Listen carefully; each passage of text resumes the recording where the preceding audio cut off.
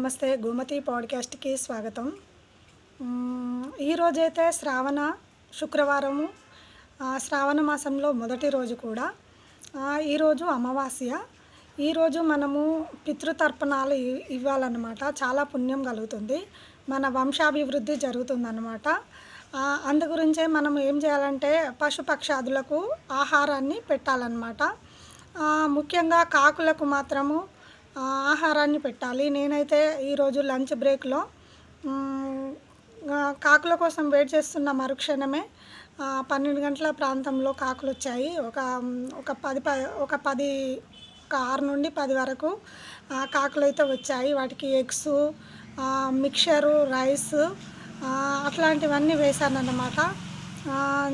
రోజు వచ్చి అడుగుతూనే ఉంటాయి అదే ప్లేస్కి వచ్చి. ఈరోజు కూడా అడిగినందుకు చాలా హ్యాపీగా అనిపిస్తుంది, ఎందుకంటే ఈరోజు అమావాస్య తిథి కనుక వాటికి ఆహారం పెట్టాను.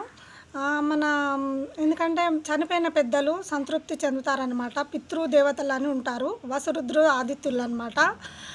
వాళ్ళు సంతృప్తి చెందితే మన వంశాభివృద్ధి జరుగుతుందన్నమాట. అందరికీ శ్రావణ మాసం శుభాకాంక్షలు. Thank you for watching.